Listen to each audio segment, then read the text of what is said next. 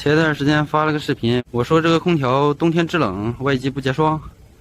虽然外面下雪了，也不结霜。很多网友不知道里边的结构什么样，有的网友让我拆开看看。我跟大家说的，它里边带个板换啊。